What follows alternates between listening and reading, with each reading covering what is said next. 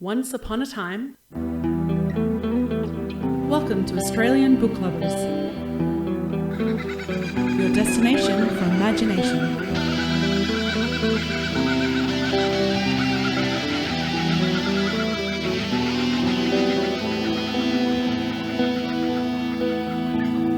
And a big warm welcome to everyone, all of our Australian Book Lovers listeners, and a huge thank you for joining us for the Australian Book Lovers podcast.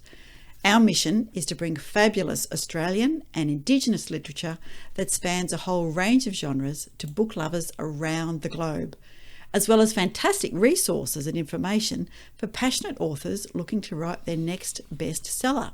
I'm Veronica Strachan, aka V.E. Patton, fantasy, memoir and picture book writer, reader, and one of your co-hosts for today's podcast.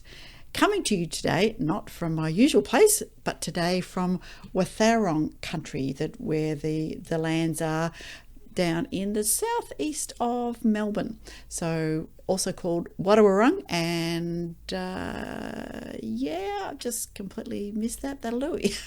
To cut that bit out, Darren. And here's my co-host. And I am Darren Kazanko, a science fiction or dystopian science fiction and horror author, avid reader, and one of your other co-hosts and co-founders of the Australian Book Lovers website, and of course this wonderful podcast that is always fun to do. And today I'm coming, as always, from Corner Country. Excellent. And we've had exciting news here in Victoria today. The end of lockdown number 6 is imminent, so we're feeling pretty good about things and they're opening up. So it might not be a fabulous weekend weather-wise, but it's a great feeling. Well, yes. I mean, this is episode number, now correct me if I'm wrong, this is episode number 35, isn't it? It is indeed. It is indeed. And at the time of recording, we're in a real strange place. And I guess one could even call it a bit exciting, but it's definitely, I think we're about to step into, a few unknowns in the next month or so with supposed international travel opening, the end of lockdowns, the nation reaching a point of, adequate or at least, relatively adequate vaccination levels. Yes. And it's going to be interesting to see how we move forward in time from this point, because will we even ever have a lockdown situation again? They hope not. That's the thing, isn't it? Fingers crossed, absolutely. But yes, we'll definitely see. But it is a little bit daunting, exciting. There's definitely a case for nerves because, again, unknown territory. Everything seems to be rushed, and I still don't know how everything's going to work.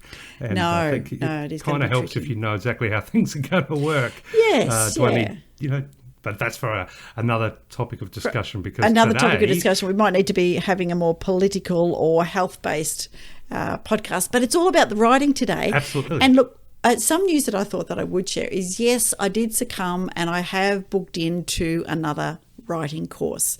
And okay, and you know what that means? What? That means time for the news. Yeah. Yay.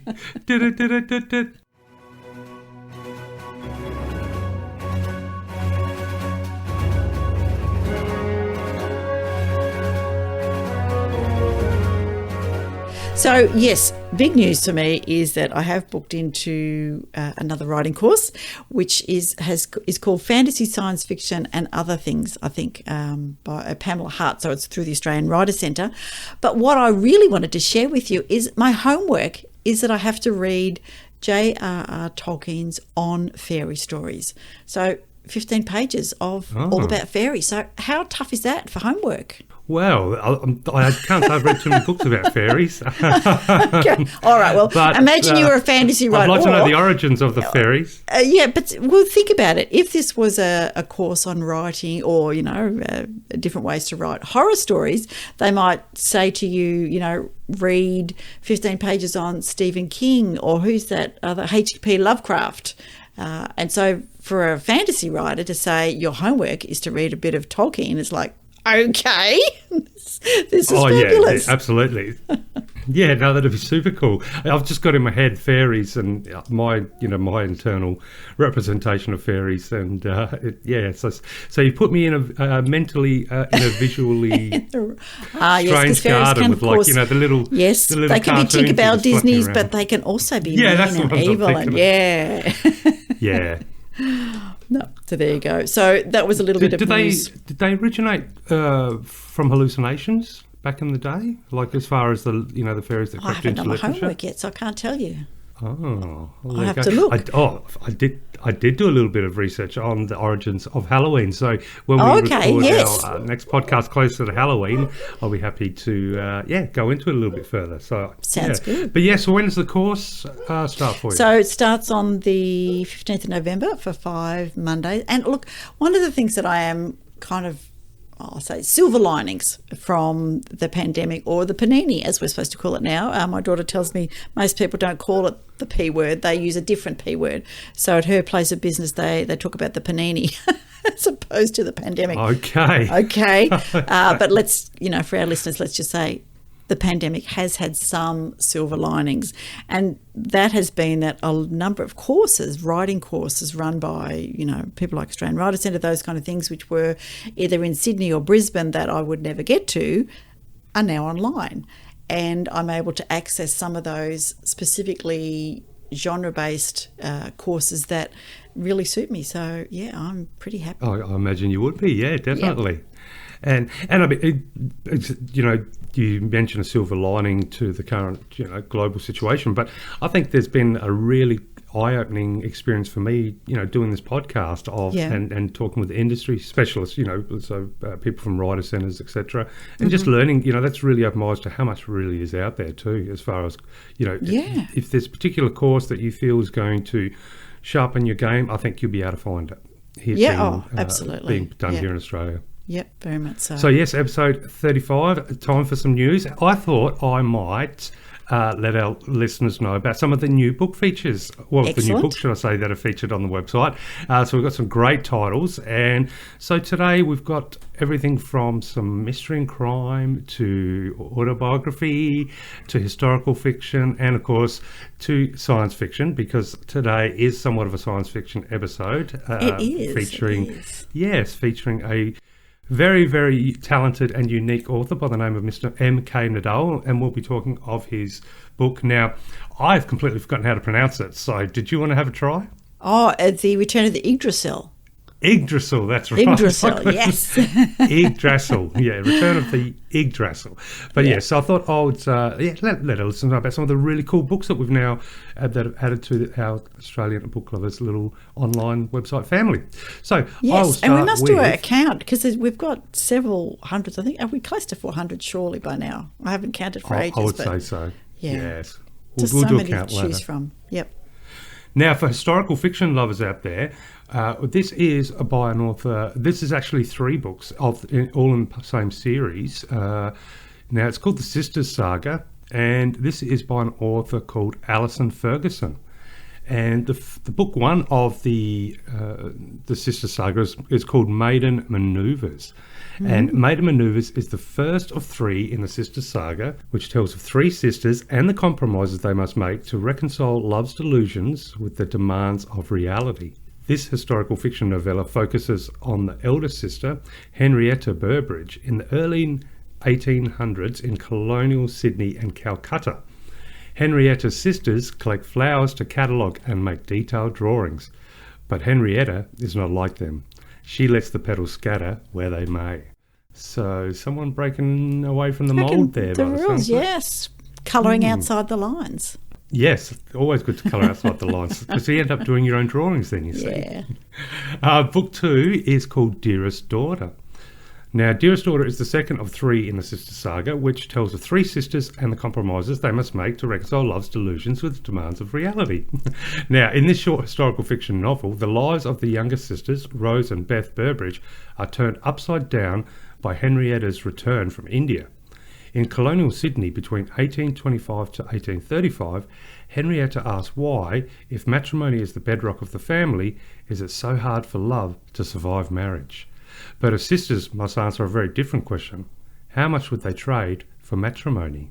So definitely, you could say the plot is thickening as we're progressing through the series. Yes, and that brings us to book 3, which is called Widow's Wake. So I don't know if that gives away anything. But so, of course, Widow's Wake is the last of the 3 in the Sisters Saga.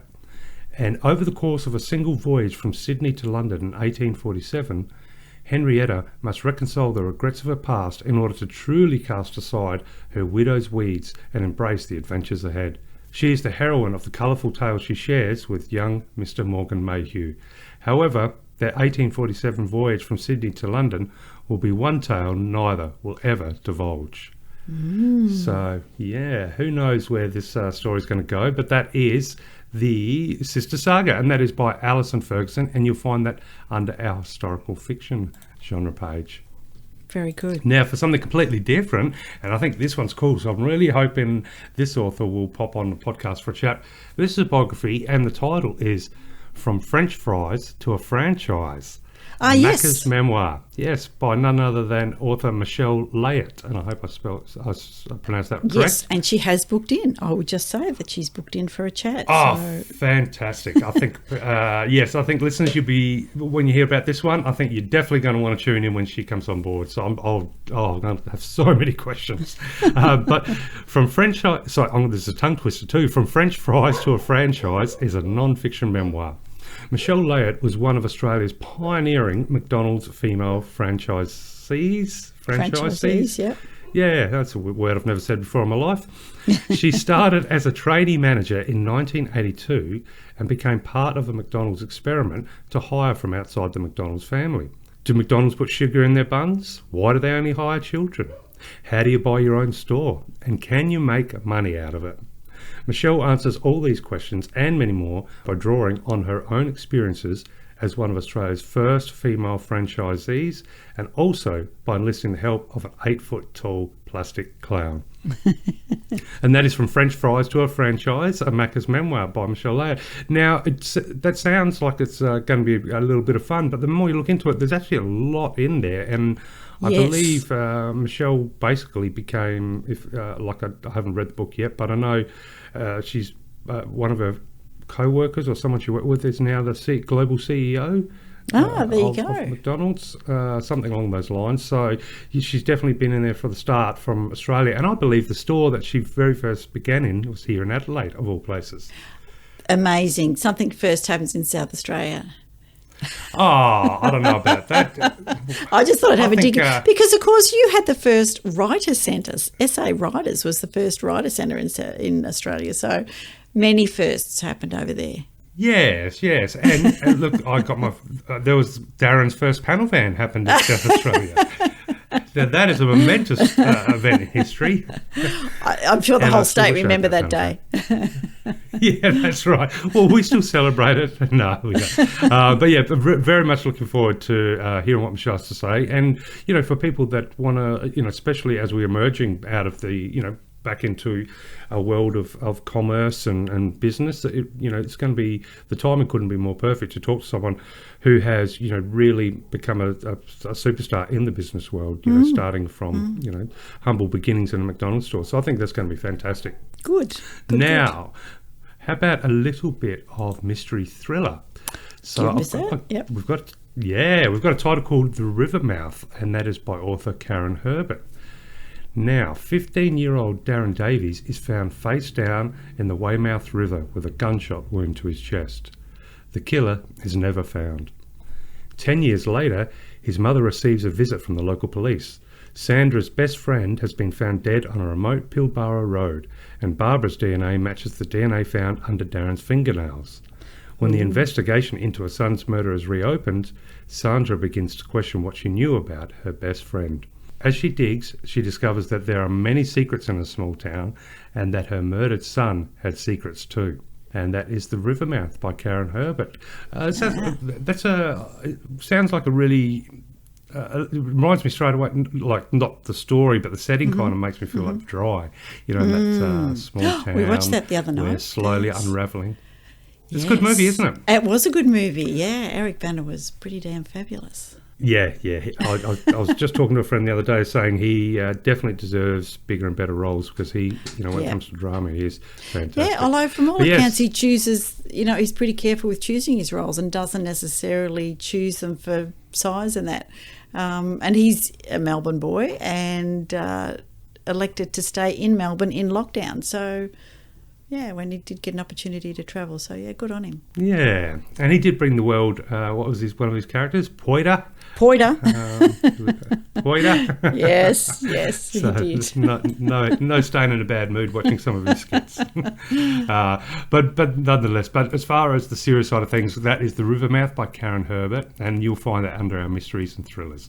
So it definitely sounds like a small town with lots of perhaps secrets to be unravelled, like starting a thread, and out she comes. But now, quickly, I'd like to jump to contemporary, and we've got a title called The Fault Lines Founding Liberty by author Sarah Bakala. Now, The Fault Lines Founding Liberty explores the tensions inherent in growing up and moving on from faith, family, and past versions of ourselves. With unanswered questions and hovering guilt, a young woman comes to confront the spectres of her past through dialogue with an unexpected companion. This process is as uncomfortable as it is transformative. Freedom is discovered not by eliminating life's loose ends, nor running away from them, but in gathering them bravely and continuing to put one foot in front of the other despite everything. A process made hopeful in the solidarity of unexpected friendship. And that is The Fault Lines Founding Liberty by Sarah Bacaller. And that's actually also available as an audiobook on Audible. There you go. Narrated by the author. Yes, I was going to say, because Sarah, cool. I think, is from, I'm going to say the wrong thing, but she does do audio narration, because I know that she's narrated Hazel Edwards' memoir, and we are chatting to Hazel and Sarah early next year, because, we are booked solid till the end of the year. Is it Voices Australia? I'll have a think about it. Yes, but that's fantastic that she also, of course, naturally, does her own voices. Yeah, well, and I'm going to be thinking, trying to do some recording as well, but I think I'm going to probably end up begging somebody to do it because I can't stand my own voice, and as you can hear, I get tongue tied on the best of days.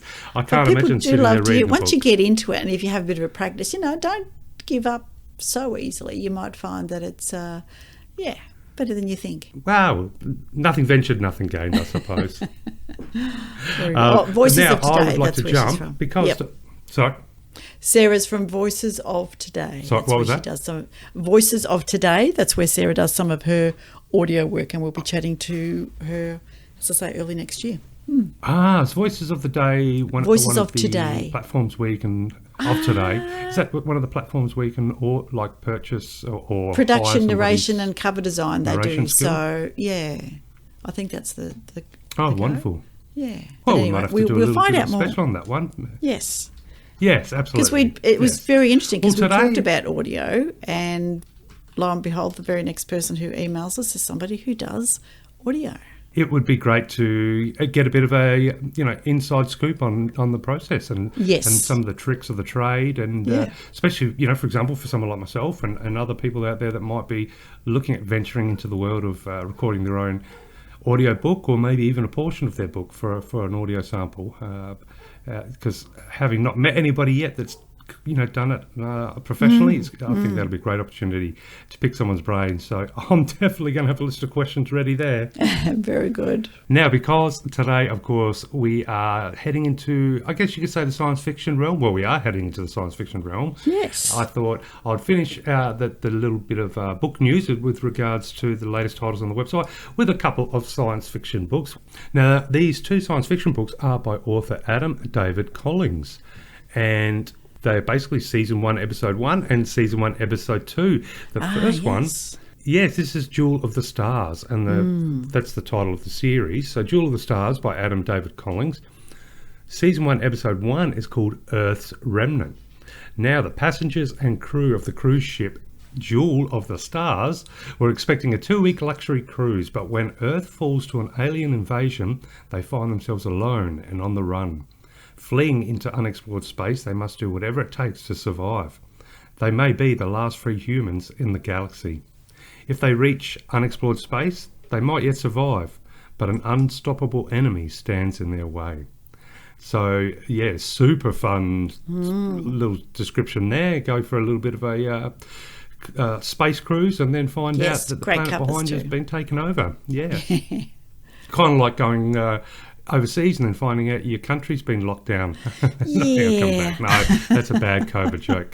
Moving on to Jewel of the Stars, Season 1, Episode 2. Yeah, too early. Is A New Reality. Now, A New Reality reads as follows. Would you really want your vacation to last forever?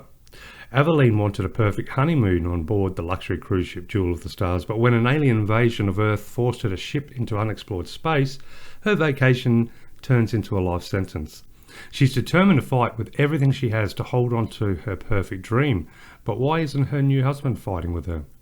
A series of lootings on the ship turned violent, prompting Security Chief Jalen Banks to investigate potential organised crime, while First Officer Mayor Rice leads a supply mission to a mysterious Earth colony that shouldn't exist. When the invading aliens catch up and strand them on the planet, they meet what might be a new ally. The big question is, can they trust him? And that is A New Reality, which is Season 1, Episode 2 of the Jewel of the Stars series. There you go. That sounds super, super fun. Yes. And of course, there's going to be, you'll find organised crime even when you're on the last arc, I suppose, of human life, and of course. But no, that sounds super cool, and that is by Adam David Collins, and you'll find that, of course, under our science fiction genre, which is heralded by our robotic-eyed platypus. Indeed. I should mention the one other little article that I forgot to say during my news was that you may remember I volunteered to be a judge for the self-published science fiction competition, and we had 300 entries, and we were looking at we had our first 30 as a group, so there's about 6 groups, and we've read our first 30 and now cut that down to the top 10 in our group. So now we've got the next 10 to read the full book and give our scores on those. So some of that was, it was interesting that science fiction's playing a very strong role at the moment, because I listened to all the feedback and that from people about the books. I've signed up to do the science fiction story. We've got a beautiful interview with MK Nadall about science fiction. Foundation, Isaac Asimov's sort of classic tale is there. So a lot of it is about the science at the moment. Yeah, and look, science fiction never goes away, does it? But I guess sometimes we just stray away from it for a little bit, but then it pulls you back in pretty quick. Like just reading that synopsis for the Jewel of the was it the Jewel of the Stars? Yes, Jewel of the Stars. Yeah. The Jewel of the Stars. Adam David Collins. It makes me think, I'd love to just curl up now with a good sci-fi book. It's perfect weather for it. It's a perfect day for it, being that we're recording this on a Sunday. Yes. But yeah, science fiction. Tell me the calibre of the readings that you had the opportunity. It's really interesting that for most of them, the scoring has been reasonably similar. Some people are a bit more keen, obviously, on some than others, but there's been a few where the scoring has been quite different. So some that I thought, it's not for me. I didn't think it was strong writing, and I didn't think the characters jumped at me, and the big the opening didn't really grab me. I was a bit confused, all those kind of things. Whereas other people have scored them quite high, and obviously they've ticked their kind of boxes in terms of what they expect. So it will be interesting to see once we do the whole book of these top group, because I think the ones that we've got, apart from a couple that I thought, I wouldn't have put those in, the others are all incredibly good. So it's going to be really interesting to try and score them without, getting sort of distracted by what other people are doing. So very interesting, but good quality. Great indie writers out there. Some amazing people doing some really good stuff. Yeah, but lots of spaceships on covers. Oh, okay. Well, Yeah, lots of it's kind of spaceships like on it's covers. flicking to the romance section, isn't it? Well, that's right. You see Like the the bare sci-fi chest, the version. six-pack, yes.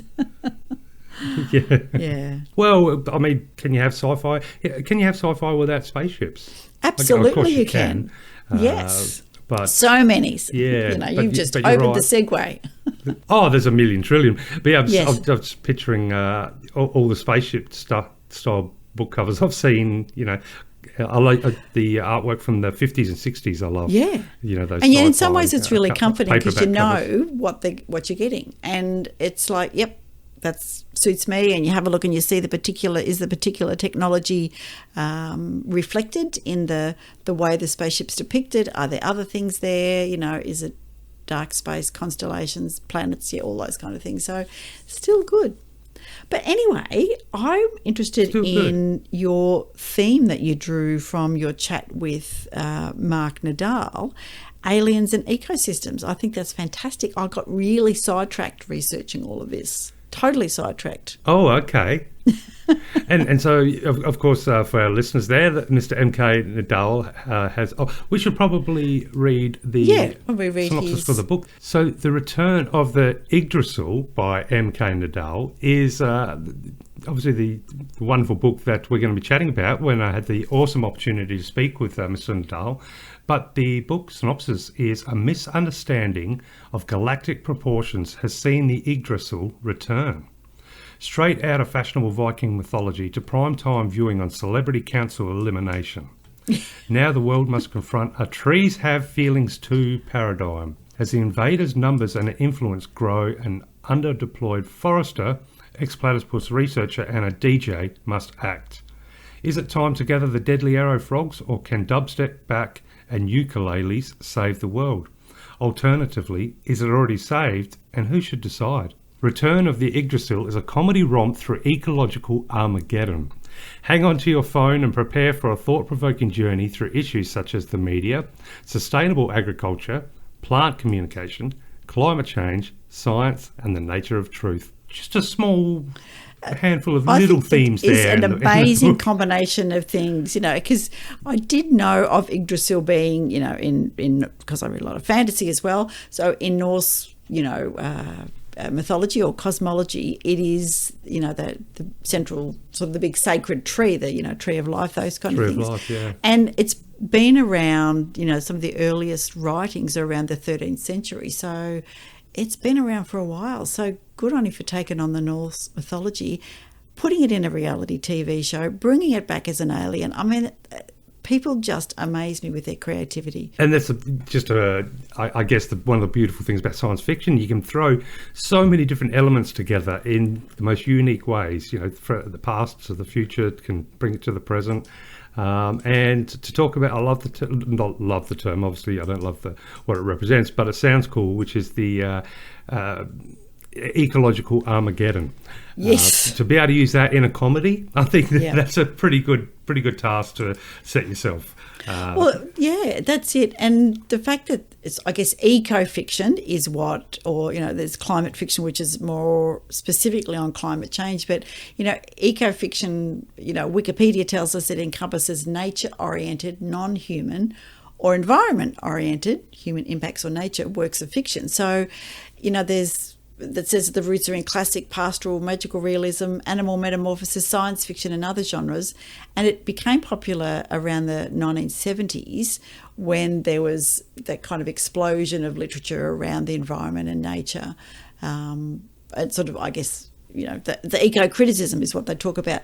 But there's quite an interesting criteria for determining whether a given work is eco-fiction. So having spoken to Mark, according to Jim Dwyer, who wrote Where the Wild Books Are, a field guide to eco-fiction, 4 things. So one is the non-human environment is present not merely as a framing device, but as a presence that begins to suggest that human history is implicated in natural history. I think that ticks from what you've said.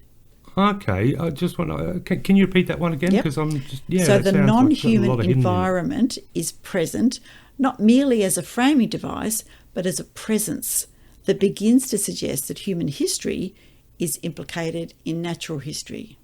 Okay, so in effect, is it suggesting that obviously nature or an ecosystem has a strong presence, but is that saying that to the point that it allows us to recognise that we come from that ecosystem? Not necessarily. So I feel like what he's saying is that if it's eco-fiction, then what it's suggesting is that the non-human side of the story is a character or is part of, it's not just where the action takes place, but it's part of the action. And certainly I think Mark's aliens are there. And what he says that also is that it starts to suggest that human history is implicated in what we've done to the natural world. So we're responsible for changes in the natural world. And hey, climate deniers aside, I think there will be very few humans who didn't say, yes, humanity and human history has influenced natural history. Yeah, okay, that's a good point. I mean, again, no discussion for climate stuff as far as whether climate change is real or not, but I don't think anyone can deny that we, as a species, we have an effect on the planet. Now, whether the scope of that, of course, is up for debate, and I think should be in the hands of the scientists. And I, my gut tells me we're probably doing some real bad damage. Yes. But yeah, we have some sort of effect. So all right. So there's point number one. Point number two Yes. is the human interest is not understood to be the only legitimate interest. And plants have feelings. That's Mark's book. Definitely ticks off that one. I think plants have feelings. Yeah. Well, yes. I think you and Bobby go out and talk to your chilies. I know you keep your chili plants pretty happy there. And they have filled my freezer tenfold with amazing and super hot. They returned your feelings with abundance. It's excellent. Healthy chilies, that's right, yes. Okay, point number 3, as whether a book is an eco-fiction, is human accountability to the environment is part of the text's ethical orientation. And I think it's interesting, as you mentioned, that Mark has chosen humour and the reality show to bring across some of his points about our interaction with the natural world. But yeah, because some of them can be pretty deep and dark. So yeah, it's nice to see a good range to get that message across. Yeah, and you're right. Sometimes sometimes it's easy to automatically assume a discussion on, I guess, climate change and the effects that we have on the planet is going to be dark or it's going to be troubling. But to be able to bring a bit of humour into, I think, is important thing to be able to do too, because it opens up, makes the discussion a little bit easier. Yeah. And if we can get to a point where we can laugh at ourselves, then it makes improving a lot easier too, rather than worrying about who has to wear the guilt and who has to wear the blame. If we can all just laugh at everything a little bit and then sort of go, okay, look, we're all messed up, so how about we just start something new? Yes. But yeah, a bit of comedy is always good, especially considering it is, at the time of recording, still pretty much feels like winter. We've now got tornadoes hitting at the coastlines. I guess if you're not going to laugh, you're going to cry, because I can't remember the last time I've ever, and of course the earthquake. But we had an earthquake in Melbourne. Yes, you remember the last episode. But when was the last time tornadoes Tornadoes. I don't know. That magnitude. Yeah, but see, now we need a few more of our weather forecasters, our meteorologists, and our not cosmologists. What are the earthquake people? I was thinking about volcanologists. No. Yeah. But we need a few more of those people to be celebrity superstars, and then we'll hear about their passions. Yeah. Yes. Okay. Yes. Point number 4. In whether books are eco-fiction, some sense of the environment as a process rather than as a constant or a given is at least implicit in the text. Okay. Yeah, so I guess that it's interactive. It's not just, yes, it's summer, but there's more talk about, the temperature and the interaction with plants and moisture and all those kind of things. So yeah, interesting. With the aliens and the ecosystem, I guess the overall sort of thoughts that sprung to mind as I mused on that was, if say tomorrow or in the next year, let's say we discover a planet, out in another solar system that we can 100% verify that has life on it, whether it just be plant life or whatever sort. It would be, it would be the greatest find that we've ever known as a species. And, it would be such a treasure, such a magnificent miracle of miracles. So how come we don't realise that we are that miracle of miracles ourselves? It's and that we are interesting, isn't inside such a highly balanced system that can easily be, just try and look after a one or two marine animals in a marine, like a marine style saltwater tank in your lounge room, and see how much effort goes to it. And you think there's that whole ocean out there running on a scale that just is impossible to imagine. And that's not even taking into account the land, and trees and ecosystems. And so I know sometimes we do take the time to realise how special we are as life, but then it seems sometimes we don't, and it's a strange sort of, it's a schizophrenic, I guess, relationship we have with our own existence. It's kind of, so you don't see what you're in, whereas somebody from the outside looking in goes, oh, that looks good, or isn't that amazing? So, but yeah, you're right about those, the ecosystem. So one of the articles I read was Dan Cobalt, so Koboldt, dancobalt.com. So Dan is a geneticist, he's a sci-fi and fantasy author, of course, but he had an interesting article back in 2016 about enclosed ecosystems and life support in sci-fi. So I won't go into it. I suggest you go and have a look at his website and have a bit of a look. But he gets, what he does is tackles one of the scientific or technology concepts, and he gets some input from an expert. So this expert that he got was Phil Kramer. He's got a PhD in biomedical science and studies metabolism and all those kind of things. And he talked about enclosed ecosystems and life support systems that are in sci-fi, and sort of dispense with some of the myths, which is, waste is useless and should be disposed of. Not so true. Another myth being water evaporates and condenses, but the total amount doesn't change. Also not quite true. Plants convert carbon dioxide into oxygen while animals do the opposite. Yeah, it's not quite as simple as that.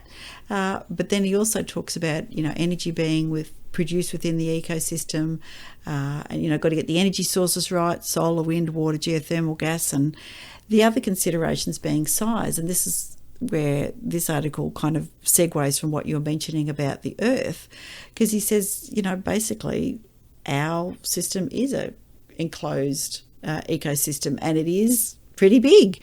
The larger the better. We can sustain life and complexity, and it will take longer to collapse if it's poorly maintained. So as we know, we've been, trashing the place for a while, but we have got the opportunity to make a difference. So it was really interesting reading some of the things behind it, and it made me consider how, when I guess most genre fiction, but in particular science fiction and fantasy authors, where they create worlds, alternate worlds sometimes, for the characters to inhabit, sometimes you can be generous about, you go, oh yeah, that doesn't sound quite right, but you can also, I find myself being a bit picky about what they've decided to make different, and if it doesn't quite feel balanced, it can throw me off the story. What do you mean by it doesn't feel so quite that balanced? if the world they've created, if they don't talk about the balance, say if they're, on an enclosed biosphere on Mars or something, if there's not a little bit of background about how the air flows and how they don't get outside, or how they get rid of their waste, or how they keep, their green plants alive, etc., I feel like they've just brushed over it. I like the ecosystem, I guess, to have a little bit of a place in the story.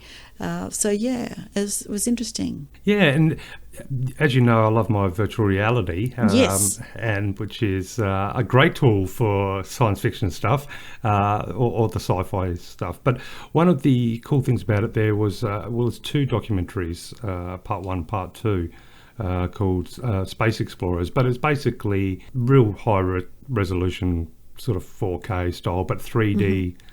Virtual reality, and it was all about astronaut training, and then you can go up into then there's like footage in the actual space station looking down on Earth, and all this amazing stuff. Completely mind blowing when you're in the middle of the experience. But to hear the people that are up in the space station, and each of them have an opportunity, like each of the astronauts have an opportunity to sort of briefly go over their feelings when they first sort of looked down at the Earth, and all of them in a roundabout way said that it sort of hit them in a big moment where they realised that's it, that's our home, we're all in this together, and it's just this like very fragile ecosystem lit up in this eternal darkness. And it was interesting, I think there was a Russian, one of the cosmonauts mentioned that he felt any politician that leading a country should spend 10 minutes in space. Okay. Because with that idea being that when you look down, one of the big themes from the astronauts and cosmonauts, I guess, was when you look down, there's no borders. There's no dividing lines. Yeah. It's this beautiful ecosystem that we need to keep alive, and we need to let flourish, and it's the only home we've got. And when we come back down, I guess some of the bedrooms are getting a little bit trashed. Yes, absolutely. So, what's the catch? Do we need to discover an alien, or do we need to discover either? Well, it doesn't have to be intelligent life, but other life to cause us as a species to bring the mirror back on ourselves and potentially to remind us that's that we're right. aliens. Yeah, I was just remembering before we go on to that next bit is that I remember reading in that article from Dan Kobold, and I've just brought it up again, even astronauts on the International Space Station get regular supply runs and have to exchange personnel. So the largest was sustained 8 crew for 2 years, but they had to resort to some extreme measures to keep oxygen and carbon dioxide levels in normal ranges. And many of the plant, animal and insect populations died off. So yeah, that just, when you put me on the space station looking back on Earth, I just remembered that little bit that I read. I thought, oh yeah, I have to share that. That was... But anyway. For a little interesting side note, listeners may not know, how could they? So my wife's father worked for NASA over in America. There you go. And he's actually from Japan, so he was a head engineer for Mitsubishi, but so worked over, and he was like in charge of Japan's first female astronaut. So there you go. And but he watched that. I let my wife take one of the VR headsets over to Japan when she was over there during the lockdown, and to look after Mum. But so I put that experience for him to enjoy the NASA one with all the space, because it did show a lot of the training inside NASA that had probably never been seen before. But he was so happy because apparently there was a couple of things. I can't remember which ones, but a couple of like machinations, machine-based stuff in the space station that he could see him using that he helped design. Right. And he said, "I can't believe it. He's designed it. He's seen it working, like in practice, but of course he never had the opportunity to see it working in space. And there it was there. So something he'd penciled back in the day. So that's good. Interesting. That's good. That's good.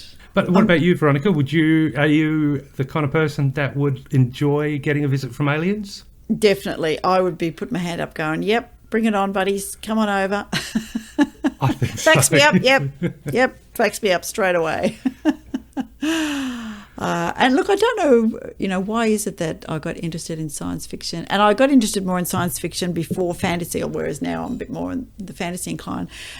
I was in grade 3 when Neil Armstrong landed on the moon, and that had a pretty big impact, I think, on a lot of people in my generation. It'd be interesting to see whether those kind of seminal events that we saw as kids or as impressionable ages has made a difference. And, now people whizzing up. Oh, I love that William Shatner got to go into space, even if it was only for 4 minutes, much as we, talk about whether it's billionaires and those kind of things, but it's a beginning. Yeah. I would definitely, I'd be saying, yep, bring it on. Yes, same to you. And I do, in my heart of hearts, I'm a little bit disappointed that we didn't pursue certain technologies for the longest time, because we should have one-day vacations in orbit. Yeah. I like that. If it was a focus of a capitalist, I guess, if it was a focus of a company that was going to try and turn it into a moneymaker, from the start, we'd have it, which would be awesome. It may not be cheap, but neither's a Lamborghini. So, but at least would you want a Lamborghini when you had that? What did you have? Your panel van? Panel van. Oh, who wants a Lamborghini? Yeah, no, they're yucky. But I mean, at least it's tangible, and if you can try and save up for a Lamborghini. I can't save up for that space trip just yet. We didn't win Tesla on the weekend. We won $8, so that's not happening. Oh, there we go. Well, a little bit of I shouldn't say we didn't win, but we did there. win, but only $8, yeah. All right. 7 best science fiction books with exotic ecosystems. Oh, that sounds like a cool list. It was a really cool list, and I won't go into it too much, of course, because it might take a little while, but if you look up best-sci-fi-books.com, they have a whole stack of best science fiction books all over the place. And it's interesting because number 7 was The Integral Trees by Larry Niven in 1983. Trees in there, like the Yggdrasil. Number 6, Dragon's Egg by Robert L. Forward in 1980. Life Evolving on the Surface of a Neutron Star. Number 5, Semiosis by Sue Burke in 2018. Given a billion more years of evolution, what would plants evolve into? There it is again. Titan is number 4 by John Varley in 1979. Spaceship One, bizarre world inhabited by centaurs, harpies and constantly shifting environments. A planet-sized creature that orbits Saturn. Anyway, all good. Number 3, Bios by Robert Charles Wilson, 1999. We've colonised the star system, starflight's possible, and then they've got this DNA-based plant and animal life. But the life is toxic to human beings. I like those. Got to have a little bit of complexity and conflict. Number 2 is one that I hadn't realised I hadn't read, of Ursula K. Le Guin. It's called The Word for World is Forest. Interesting. So plants make another comeback, with the inhabitants of a peaceful world are conquered by bloodthirsty humans.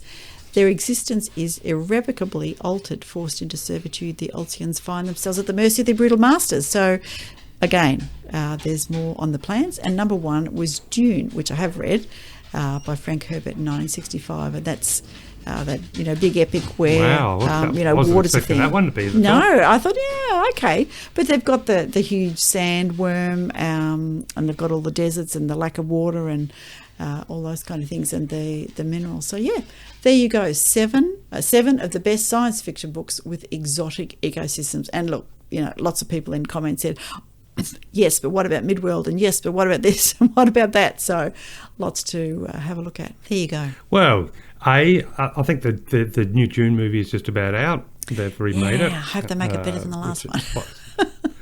Yeah. And we could all, well, it's not a book though, but I was going to say, because remember Mad Max Fury Road, it was about keeping alive that one tiny little plant.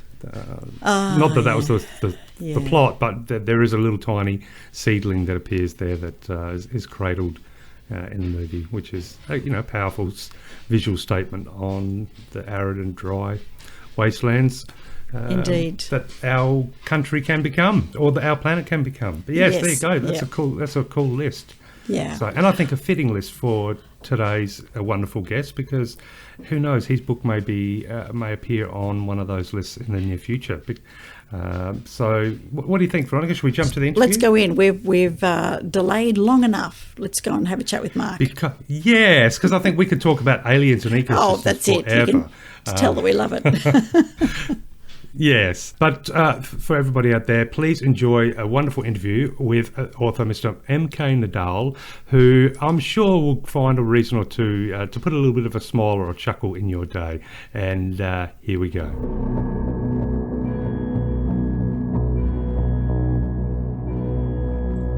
Hello, ABL listeners. Our next guest on the Australian Book Lovers podcast is a science PhD with a background in zoology and marine science, also a ukulele maker, a proud owner of a Willamette pine, which I hope I pronounced right. I'm going to find that in a minute. And I understand somebody who lives in a windswept lighthouse somewhere along the Tasmanian coastline. Mr. Mark Nadall, thank you so much for joining us on the Australian Book Lovers podcast. How are you? Not too bad, thank you. Did I pronounce the pine right? The Wollemi? No, I'm afraid not. It's a Wollemi pine. Wollemi, of course, because wool is with a double O, a single O. Wollemi pine. What makes them very special? I can't say I know which kind of pine they are. A good couple of decades ago, they were discovered for the first ever time. So this is a 20 or 30 metre tree, and only a couple of 100 kilometres from Sydney or less, never seen until a couple of decades ago. Wow! So, as in, they managed to avoid detection until such time, or bushwalker doing a bit of exploring, happened upon the grove of them. This was big science views around the world, tree people. And there's only 20 or 30, something like that, in the wild, in the whole world. But now you can buy them in a nursery through a nice combination of sort of conservation and commerce, where, they've been bred from seeds and whatever, and now they're scattered across the country in pots and gardens. Oh, there you go. And I'm curious, is it something similar to your traditional pine where the seeds are part of the pine cone, or? Yeah, something like that. It's in that general family. Mm-hmm, mm-hmm. Yeah. Yeah, look, I'm not going to pretend for one moment to understand much about plants in the sense of from a science level, but as someone who doesn't mind mucking around with art, I did discover that when the pine, because we've got pine plantations down here in South Australia, so I discovered that when you catch or pick up pine cones when they're still fresh, as in they haven't begun to open, and then you slice them, there's actually beautiful, like mandala, almost fractal patterns inside but it looks purely mathematics and at the same time stunningly beautiful. So I developed a habit of picking lots and lots and slicing them and then gluing opal in the middle of them. And definitely not my original idea. There was a person in America who was doing it. But when I first sliced one open and saw the designs, I was like, oh, wow, that's just absolutely stunning. So yes, the old pine cone. I won't go into my research for my previous book, which delved into the pine cone and the pineal gland and the symbolism and the huge pine cone that is a feature of the Vatican. That will be for another topic discussion. So we are here today to chat about your fantastic described book called, now I hope I pronounced this right, Return of the Yggdrasil. Oh, very good. Yes. Is that good? Excellent. Yeah. Now, the description is definitely one of the most unique I've read. And now I was also surprised to learn that an Yggdrasil was actually a word for an immense sacred tree from Norse cosmology. So that's definitely something I'd like to pick your brain about in a minute. But for our listeners out there, as far as a very brief synopsis about your book, Return of the Yggdrasil, the synopsis is as follows. A misunderstanding of galactic proportions has seen the Yggdrasil return. Straight out of fashionable Viking mythology to primetime viewing on Celebrity Council elimination. Now the world must confront a trees have feelings too paradigm. As the invaders' numbers and influence grow, an underdeployed forester, ex-platypus searcher, and a DJ must act. Is it time to gather the deadly arrow frogs, or can dubstep, bark and ukuleles save the world? Alternatively, is it already saved, and who should decide? Return of the Yggdrasil is a comedy romp through ecological Armageddon. Hang on to your phone and prepare for a thought-provoking journey through issues such as the media, sustainable agriculture, plant communication, climate change, science, and of course, the nature of truth. So that is definitely, as I mentioned just a few seconds ago, one of the most interesting synopses I've read in a long time. So I would love if you could take some time and tell myself and our amazing listeners out there just what this amazing story is all about. Well, the Yggdrasil is, the world tree. People have heard of the world tree, and you see the image everywhere with the branches and then the roots. People don't know what it's called generally, perhaps, but I think I guess the tree of life would be probably the most common thing. Exactly, yeah.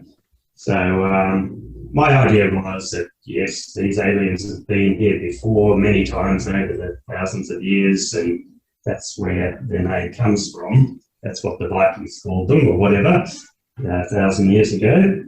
And they're aliens with a difference. It's not the sort of book where they chase people around and eat them and make off with their children and so forth.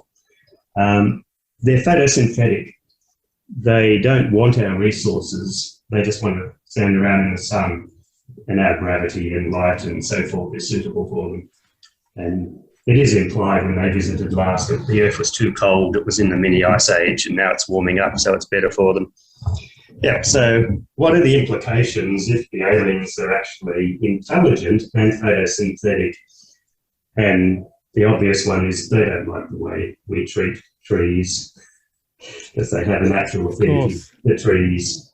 And so they're rather literal creatures, and they didn't understand that the TV show, which had, your usual celebrities on it, sports person, comedian, all that sort of thing, they didn't understand those people didn't actually have political power. And so a few of them arrive on the show and seal it off from the rest of the world and announce their intentions, and here it goes from there. Yes. Wow.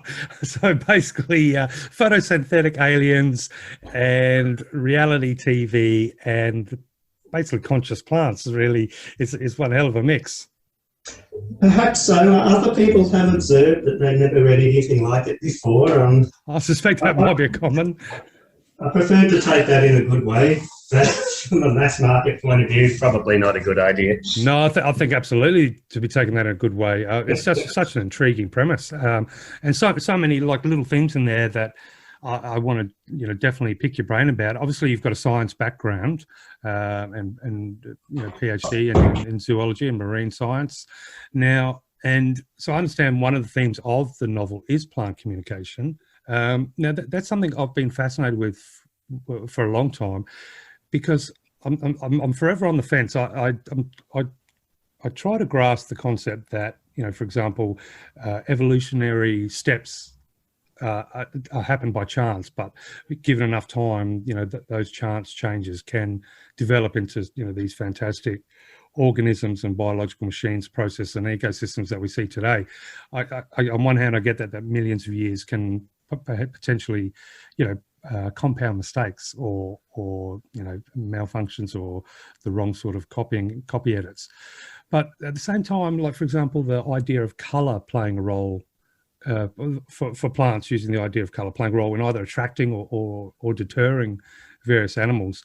I've always wondered, like if a plant can't see, so is there an in-depth element of intelligence within their genetics that has information regarding the understanding of light frequencies and how they are interpreted through biological eyes, which is obviously where the color spectrum arises to a certain degree anyway?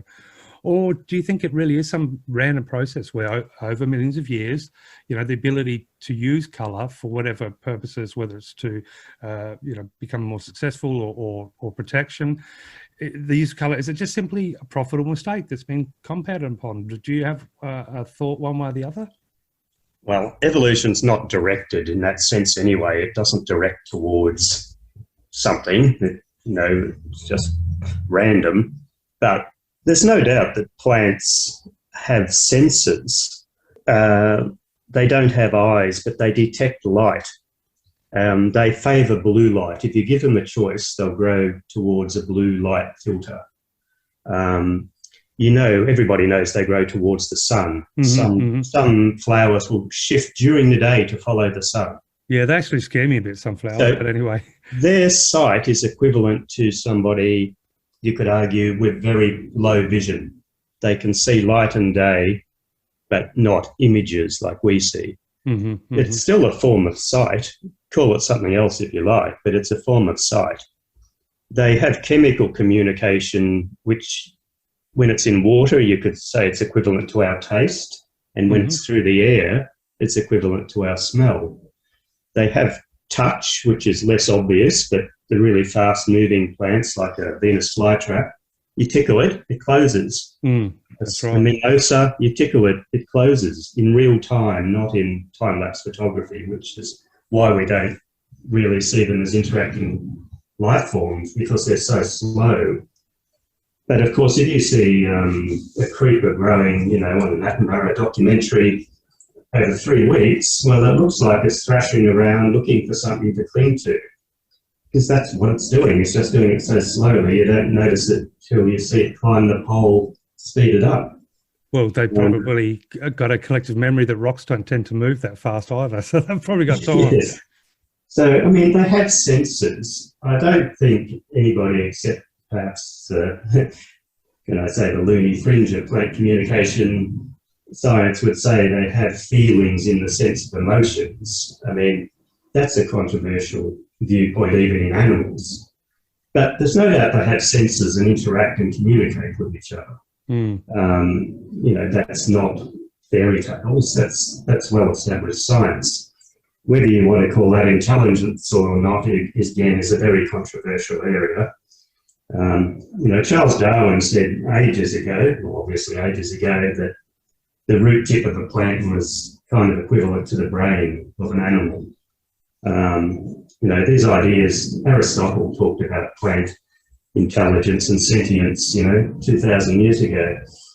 These are not new ideas, but in recent times there's been some very good books on, plant communication and so forth. It's a serious science, which I have quite an interest in. If you like, I could show you how that started.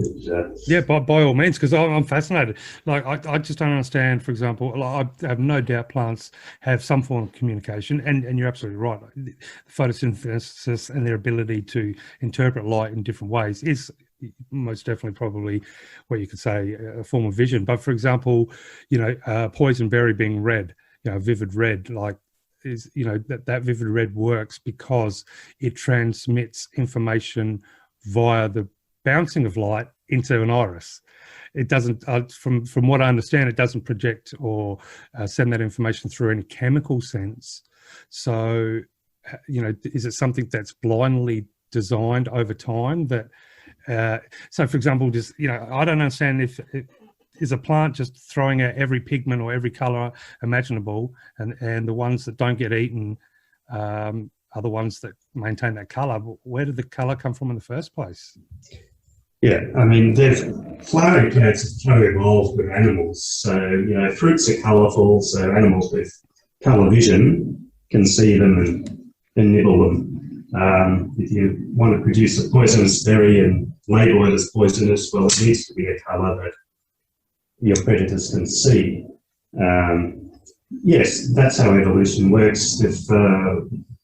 If they're always different colours, then the animals won't work it out. So no, that's right. That's why I think it's less evolution, more like it definitely seems to suggest intelligence of some degree. Oh no, I mean, the plants are not choosing that colour berry to, that's not quite how it works. But that's slightly off the track how natural selection works. But, what I noticed years ago when I was growing microalgae, so microalgae are the smallest possible plants, often, single-celled, and they swim, not all of them, but some of them actually actively swim, like a tadpole.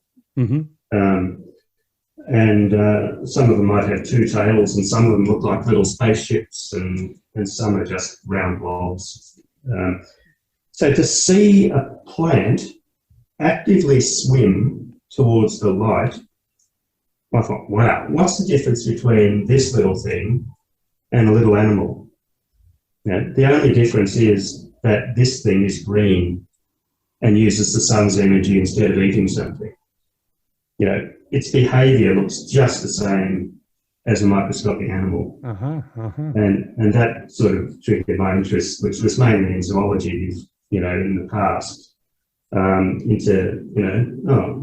well, if that's the simplest of all plants, look like animals and behave like animals, what do more complex plants like trees, what are we missing? And apparently quite a bit, and there's been, quite a number of popular science books in this area in recent times, The Hidden Life of Trees and so forth.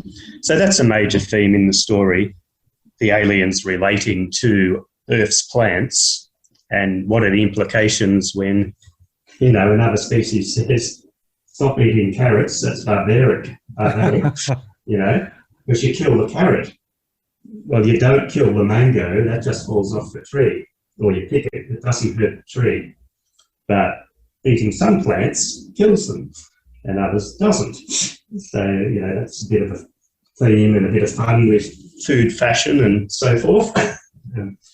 Oh, it's so really. So in essence, the aliens that are returning, their ancestral line, you could say, is to the plants, as opposed to aliens that are usually some sort of biological entity that has some sort of similar to humans. So we eat meat, or we So that's quite cool.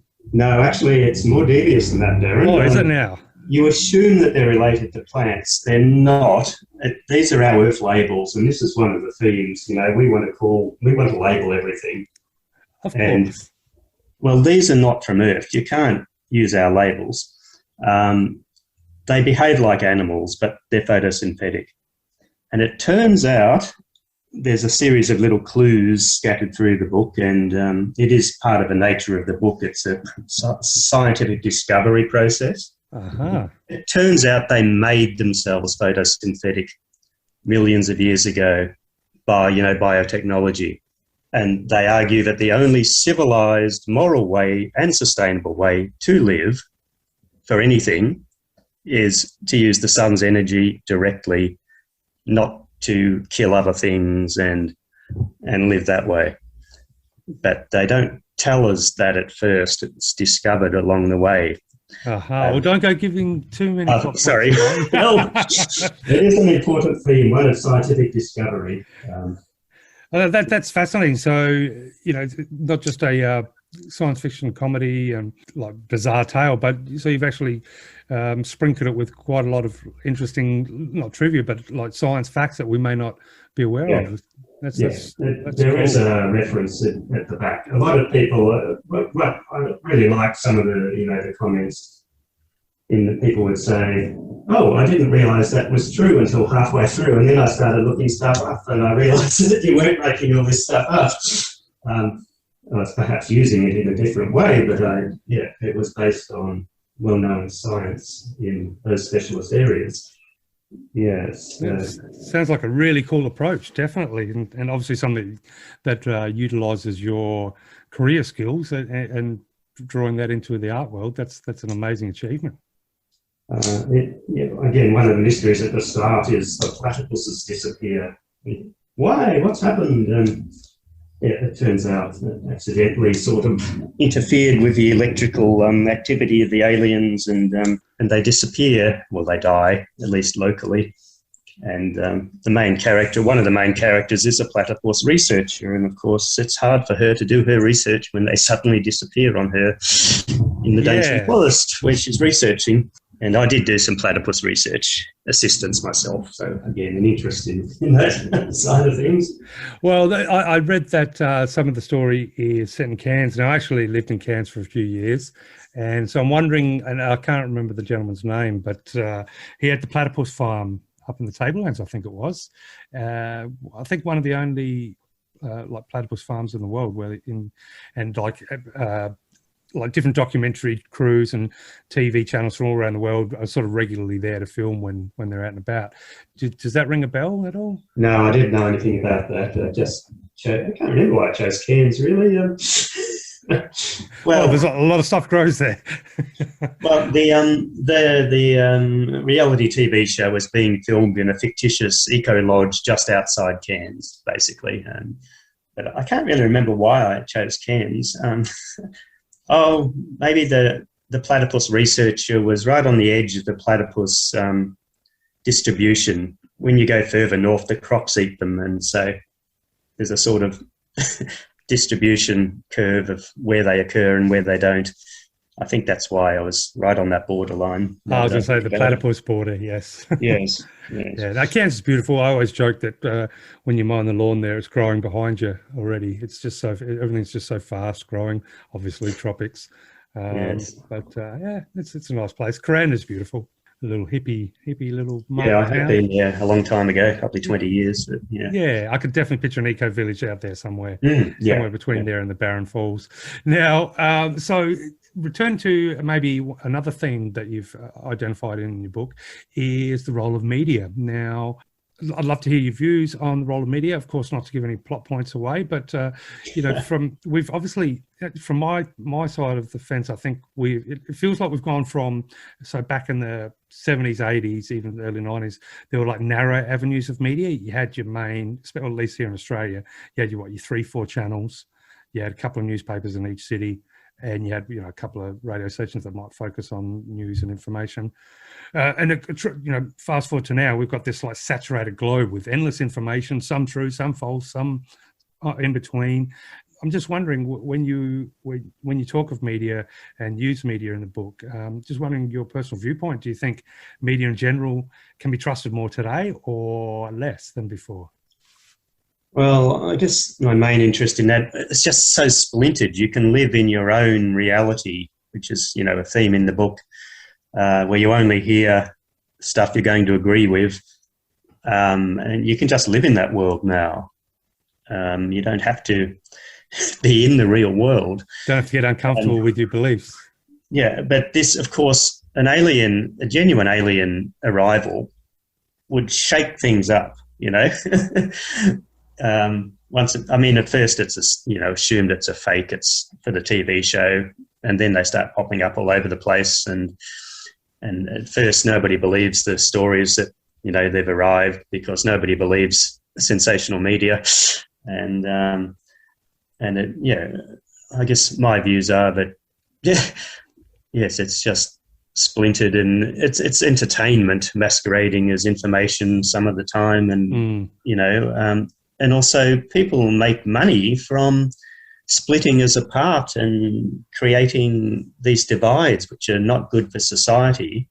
And in the end, the aliens bring people back together in a sense, because everybody agrees that this is both a threat and an opportunity.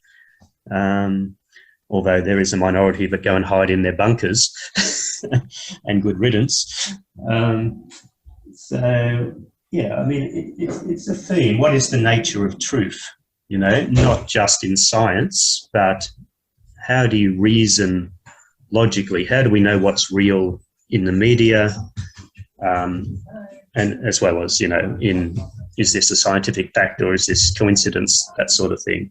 But critical thinking as a skill is an important part of the book, and maybe something that we have lost in some point in the last couple of decades. Well, yeah, when we're going down the rabbit hole of like deep fakes and that sort of stuff, where you can't even like you can before it was very easy to manipulate words, or you could read something and it could be written so well you could think it's truthful, but then usually it's like show me the proof, which is usually visual. But now even the proof, unless you see it in the flesh, it can be completely manipulated. So yeah, you're right. But I'm wondering, you said about how the impact of aliens suddenly arriving from a science perspective rather than it's purely sociological. What do you think the initial impact would be? Do you think science would? Do you think governments would it bring us together as species or split us apart? That again was a bit of a theme. What will the United Nations, how will it tackle this? This is a global crisis, but the United Nations doesn't have any power, really. In the story, everybody goes their own way, and some fare worse than others because they attack the creatures, and others just sort of say, okay, we can't drive them away, but they don't really want much, sort of thing. So I forgot what the question was. Just like for example, like from a scientific perspective, do you think like if tomorrow there was a ship landed and there was some sort of attempted communication from an alien life form, do you think it would like obviously there'd be hysteria, etc. But from a fundamental perspective, like from a scientific and government perspective, do you think it would bring the nations together? I'd like to think it would, but would you have people or some governments, trying to get on side with the aliens and sacrifice the rest of the world? Who knows? There is. I would think there's that potential that really makes the point. Oh, we're not alone. We're all one kind. They're a different kind. Maybe we should be, more cooperative together. And even seeing the Earth, that blue marble picture floating in space by itself. As many astronauts have pointed out over the years, doesn't that make the point that this is our home, all of us? It's the only one we've got, leaving aside going to Mars and living in a bubble. You know, we've got to get together, and because everybody affects everybody else. You know, so I think it would bring us together, but I can't be sure. We're people. Yeah. Well, I think it was one of the Russian cosmonauts that spent time in space said, you know, I think one of the questions is what's one of the things you've learned out there, or what sort of perspectives it gives? And he said it's taught me that, you know, any politician should have to spend at least, you know, 24, 48 hours in space before they make decisions that could impact, you know, a country or a planet. Because then, you know, if they could be in his shoes for 24 hours to see, like you said, that blue marble in space, a lot of the decisions might be different. But I like to think that, you know, if a species does come down, and I'm sure it will happen at some point in time, whether it be electronic or however it might be, but let's for the moment think of, you know, classic Hollywood style, a ship comes down and some sort of creatures come off. I like to think that, you know, once it becomes more than apparent that here's a species, or whatever you'd like to call it, that is far more intelligent and has far more knowledge of the universe than us, enough so that we couldn't bluff or steal from it and try and outdo them, then it becomes, there's no point to fight with each other here when there's something so powerful that, you know, assuming is kind. Because I think, like, with humans, we always want to, even if we're threatened by, you know, one country's threatened by the other, well, then they feel that the need to become powerful enough so that they can be in a position to threaten. But if something's so massive, it's such a huge intelligence for the land, hopefully that would spin all that behaviour out the window. Yes, you would think it would make some sort of difference, wouldn't you, that we're all in it together sort of scenario? Well, that's the oxymoron, isn't it? That's what they've been pushing all this time. We're in it together. Meanwhile, we've never seen so much fragmentation. I haven't. States fighting states, countries, you know, splitting away, but nonetheless. So, yes, well, social media obviously is a big role today, and I think we're going to still see huge changes to our society from it. So I think definitely an interesting theme to work with. But you did talk about the scientific process as a creative force in the search for truth, as another important message in your book. I'm just curious, because the search for truth ultimately, I'd like to think is there's only one path, as far as, you know, there's no one searching for alternate truth, no one searching for half truth. The search for truth is the search for truth. There's no distinction, division, or different ways to interpret it. But obviously, you know, there's a big division between religion and science, both of which talk about truth. But it does strike me a little bit odd that where religion, when they talk about the word, which is the word of God, they themselves can't agree on that word. So I can't see how they can derive the word truth from it if 5 people can read and 5 people interpret different, whereas science will say, if you put fire to water, at some point it will begin to boil and turn to steam. And no matter what you believe, it's going to happen. So I think, you know, I think that's, you know, the fact that science works from established laws and seeks to establish laws from theories, workable laws, but it's at the moment it's still probably considered unspiritual, when I reckon it seems to be a bit of a greater guider of truth in what is ultimately a mind-bogglingly mysterious universe. Do you think science will eventually, and this is in the far future, do you think it will become a true global religion, like as in it'll all come to a point where it just, the role of everything is the search for truth, if we live long enough as a species? I don't know. There's always going to be grey areas, but just, I mean, I come from perhaps an unusual non-religious background. There seem to be generations of non-religious people in my family, and I didn't know people actually believed in gods until I was in my teens. I thought it was just like ancient Greek or Norse mythology. I didn't know people actually believed in it. So I have an academic interest in religions, and there's, you know, enormous numbers. There's thousands that come and go. We invent them and they die out, like languages. It's, you know, then they can't all be true because they're mutually exclusive. You know, they're not true. And again, intelligent aliens that don't look like people, well, if God created us in his image, what the hell are these things that have just taken over the world? that would shatter many of the world's religions if intelligent aliens actually exist. I mean, Yeah, absolutely. Possibly deal with microbes on Mars in the ice, but intelligent, non-human aliens, what does that mean in terms of the world's religions? But yeah, I'm interested in what science doesn't have the answer to everything, but there's a process to getting, what is real and what isn't real. And then there's, what you do with that and is a different question. And I don't think it should be a religion in its own.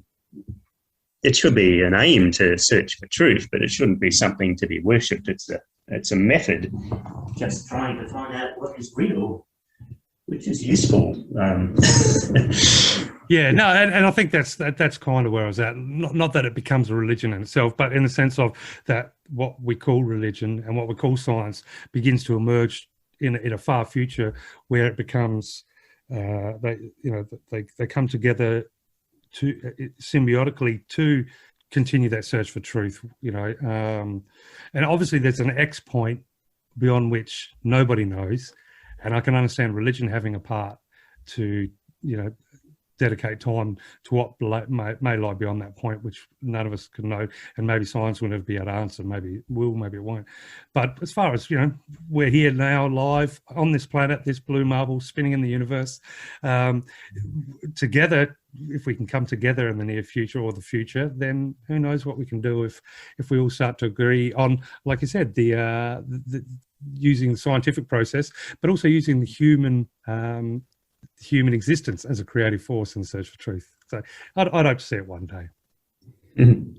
Now, but as far as human species living long enough, and all these very deep and meaningful discussions that obviously form integral parts of books, I'm just wondering, how long did it take you to put together this story, and when did the kernel or the seed for the idea begin, and what prompted you to turn it into a full-fledged novel?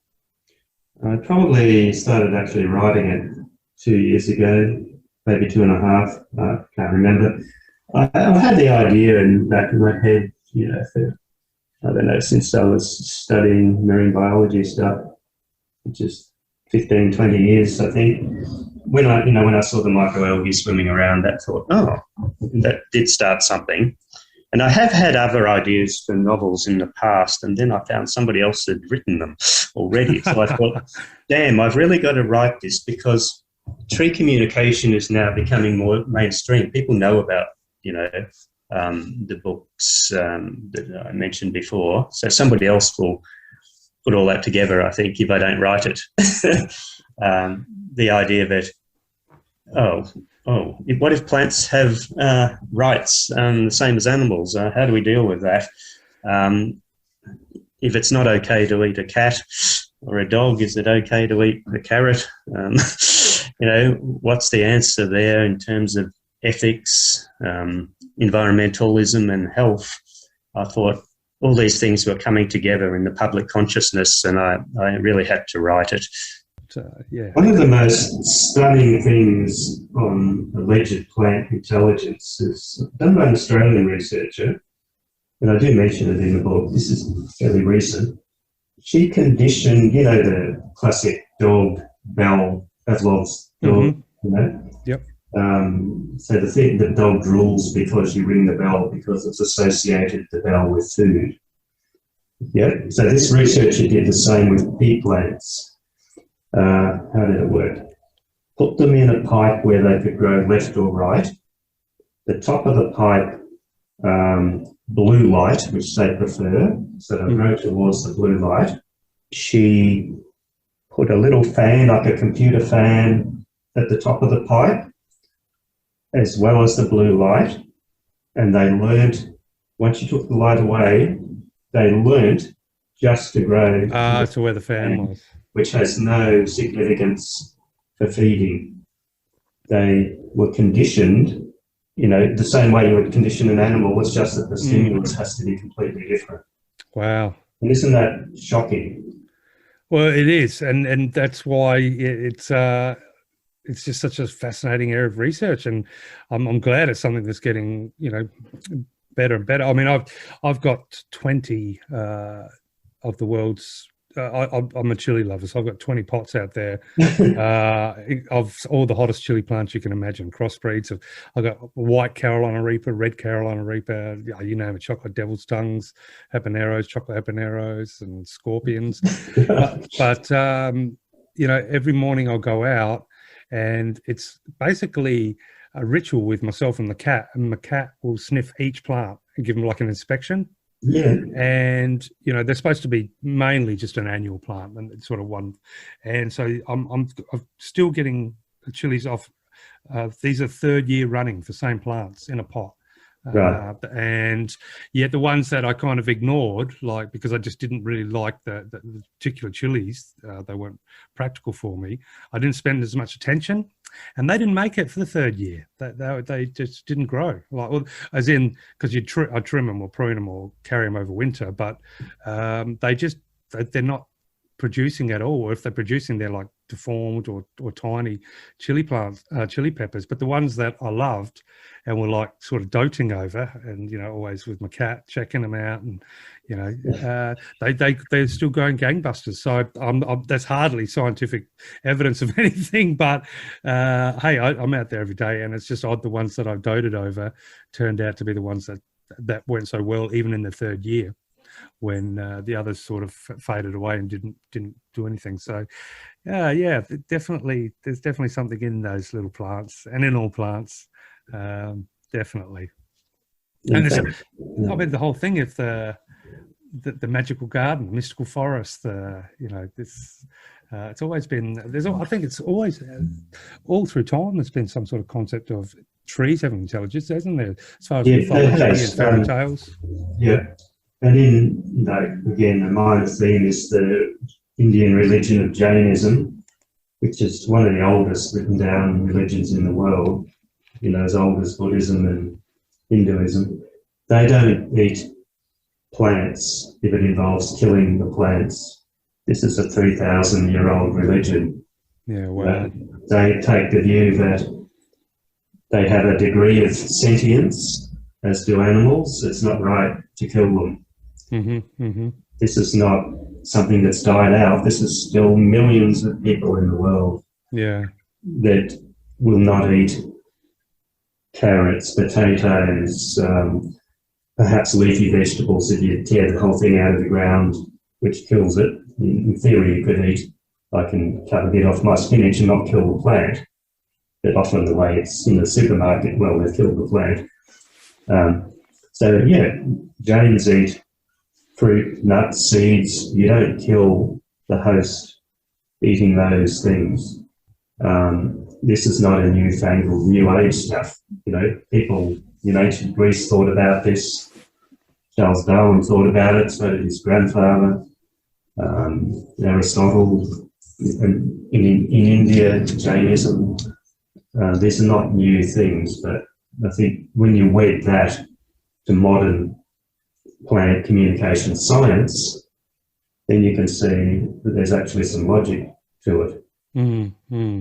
Yeah, well, without getting too far off the what do you call it, the I don't know, the hippie side of things or anything, but purely from a scientific perspective, the fact that so many plants have got that concentration of DMT, now what that does to the human brain is absolutely mind-blowing, and of course the people that have done it in clinical trials or clinical studies, when they sort of regain consciousness, they're 100% convinced that they have met an intelligence, something that far more intelligent than us, something that's in a different field, different dimension, or at least an extra dimension.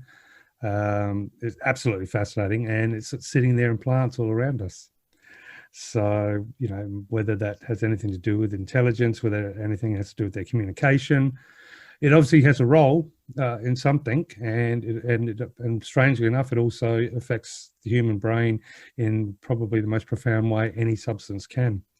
And of course, it's something that's completely non-toxic to us too, because The theory is we generate it ourselves. So yeah, that's so plants are definitely not just a carrot to be plucked from the ground and chopped on. Although I do love carrots, so you'll have to forgive me.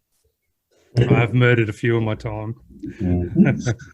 Now we'll get back to the writing. So you've explained a little bit about the motivation for writing the book, but I'm wondering when it came to just the actual act of writing, did you have a particular discipline that you developed or followed? Like, did you set hours in the day? Did you were you write the whole draft, then edit, go over the second time, or do you do a chapter and then go back and edit?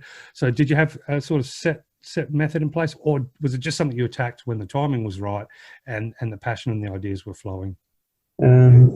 Yeah, I think I made a list of themes. That was my starting point.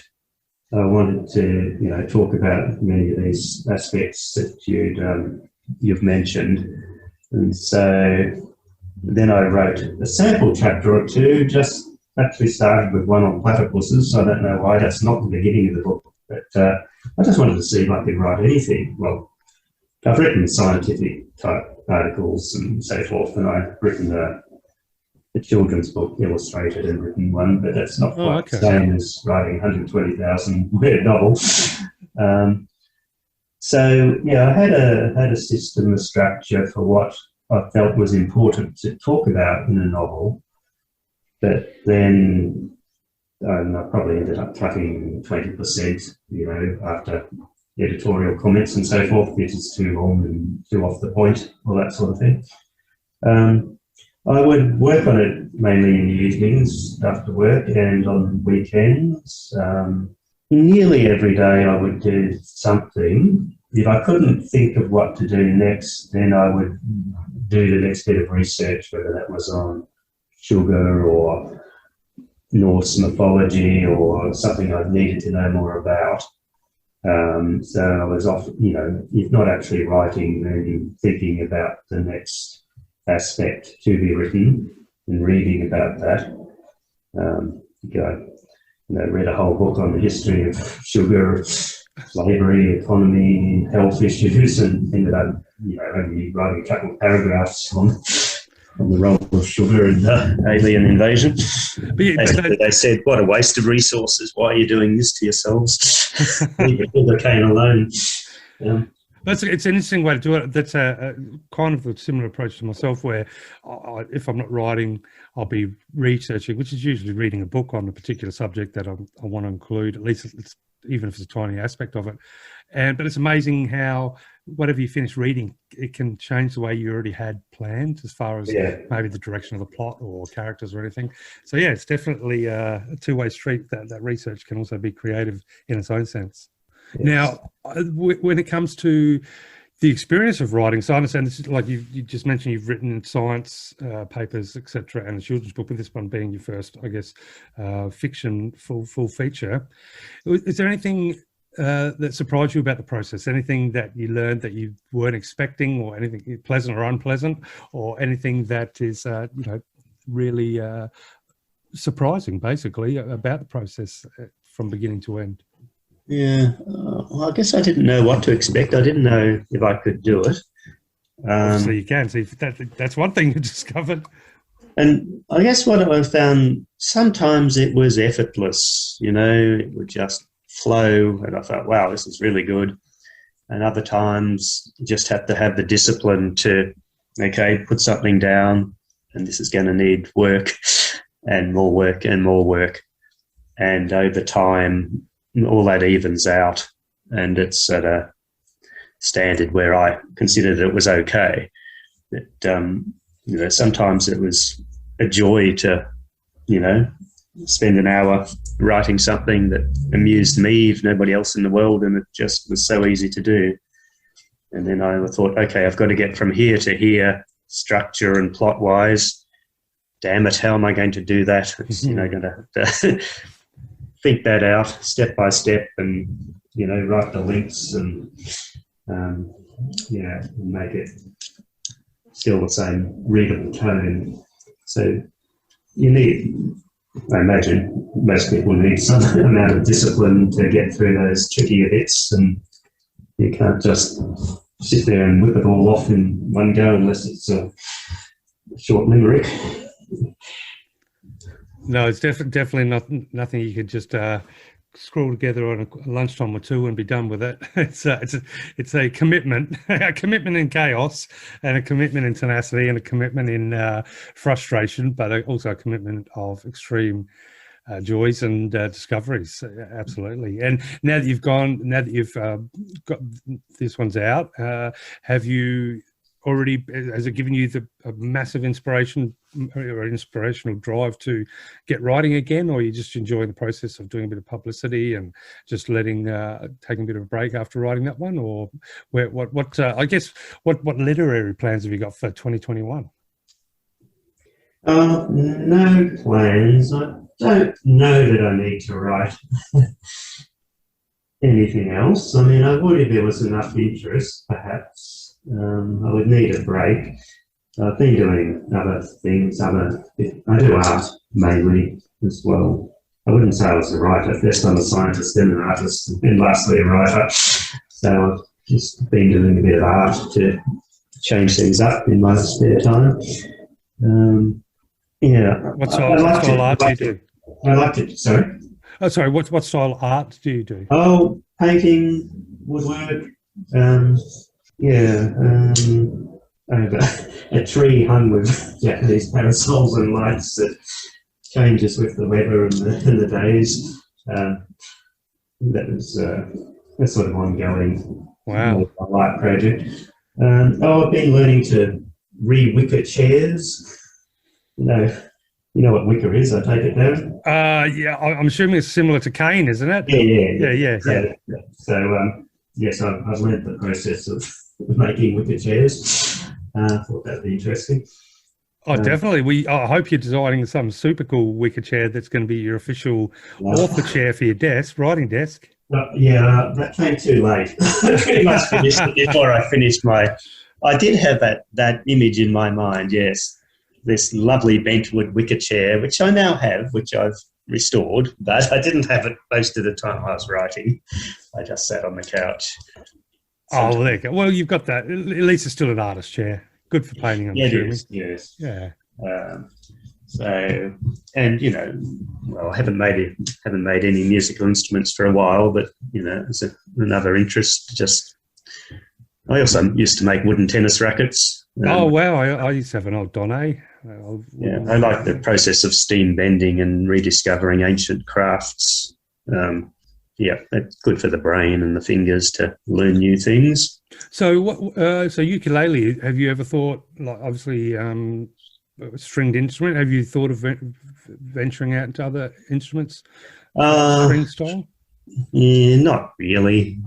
I suppose I could make a guitar, but I don't know. My ukuleles are unusual looking. Some of them look like boats. Some of them look like lutes. None of them they don't look like normal, narrow at the waist guitars and ukuleles. That would be too derivative, Darren. And I'm assuming you play them. Not well, but others in the family play at an expert level. I think I'm allowed to say that. He's not in the room. Oh, they're fun. They're great fun. I mean, as a guitarist, I only discovered or began to have a bit of a play with the ukuleles last year when my wife wanted to muck around with one. So I got one, and I was intrigued with the tuning and of course different tuning gives you a whole different experience on it, and they're great. Yeah, I only make tenors, by the way. They're the longer neck version. They sound more mellow. I don't like the strummy little ones. Okay. You might have noted, in your intro, yes, it's a very, very minor theme, making fun of ukulele players in the novel. Oh, is it? Okay. No, I think they're great. I mean, I'm a beach guy, so, many ukulele when I was on the Goldie, and even here, I think there's a couple of ukulele clubs here in South Australia. Yes. Again, the theme of the novel was that they like our music. It's the only really thing about human culture they like is music. Excellent. I hope they have their metal fans as well. That's a bridge between the species, which comes about through the TV show where one of the people is a pop star that's won one of these music as a competitions, Uh-huh. and so yeah, she's sort of the bridge that, in a way. I don't even know what the show's called nowadays. So you think you can sing or whatever it is. So one of them may become One of those sort of shows. The savior of our globe. Yeah, that's right. Somebody said to me, "Gee, you must know a lot about what's it called, reality TV," and I know absolutely nothing. I just see the ads and I just make it up in my head. what sounds ludicrous, put it in a novel. Well, you may have put more thought to it than the makers of the reality show. No, I couldn't tell you. I've watched it. I've worked on a reality show. I worked on one of the seasons of Survivor. That was a bit of an eye-opener. Filmed over in China. I felt more like a survivor than the actual contestants. They were getting medical checks, and we were lugging all the equipment up and down these mountains. And I don't remember getting a medical check, but we were fed well. So yeah. But now, it is true still that you're living in a lighthouse? Is that right? No, I made that up. Oh, damn it. Sorry. That's all right. Because that has been one of my all-time dreams, is to at least even just to rent a lighthouse for a winter on some remote coastline. I do live near the beach, at the bottom of the world, but not in a lighthouse. Oh, well, you live near the beach. I'm sure you've got a good solid torch. That counts, You identify as a lighthouse liver, so that's close enough. I was going to ask if living in a lighthouse or even near the beach, does that inspire a lot of your art, like the ocean, as far as painting or?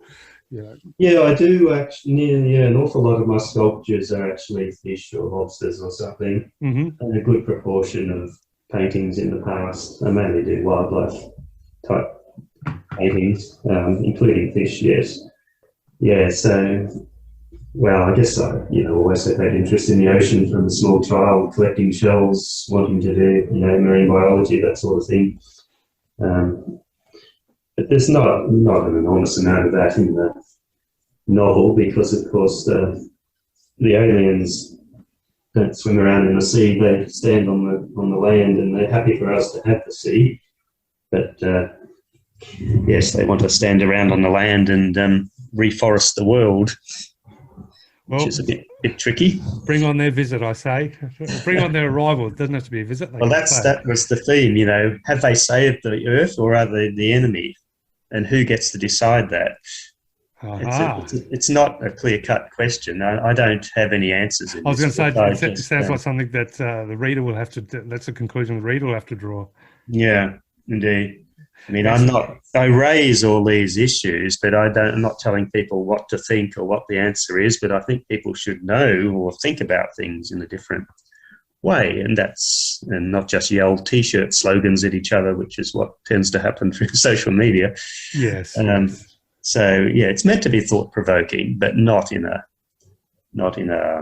lecturing tone, in a more comical Douglas Adams type of tone. And that's definitely what it comes across as. It certainly doesn't come across as any sort of authoritarian tone or anything. It comes across as absolute ball of fun and a real good thinking giggle, if that's even a term. But it really is. It really is intriguing. And I just want to say thank you so much for coming on the podcast and be willing to talk about it. If there are readers out there that are listening to this podcast and they're looking for a bit of sci-fi mixed with a bit of humour and even a few deep themes to chew on, what would be your 30-second pitch to get them across the line and jump on the website and grab a copy of The Return of the Yggdrasil? Oh, I don't know. If you want to read something a bit different, and apparently it is a bit different, a bit thought-provoking, but fun, yeah. And if you're into trees and plants and nature and environmentalism, you might enjoy it. If not, throw it into the sea or something. Don't hit any endangered wildlife with it. No. Well, I would recommend anybody who's intrigued or looking to be intrigued by this title to jump on, for example, the Australian Book Lovers website, where you can find a listing of the novel by Mark Nadall called, once again, The Return of the Yggdrasil. It's in our science fiction genre, so definitely go have a look.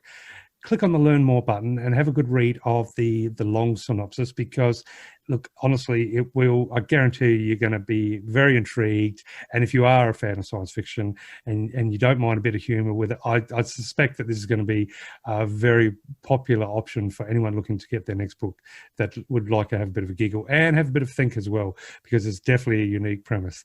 So, Mark, thank you so much for joining us on the podcast. All the very best for the year ahead, that is 2021. And regardless of the ups and downs that the year may bring, I hope ultimately there's still the continued search for truth. Thank you very much for having me, Darren. Absolute pleasure. And I look forward to possibly doing this once again in the future. Okay. Bye. Take care, Mark.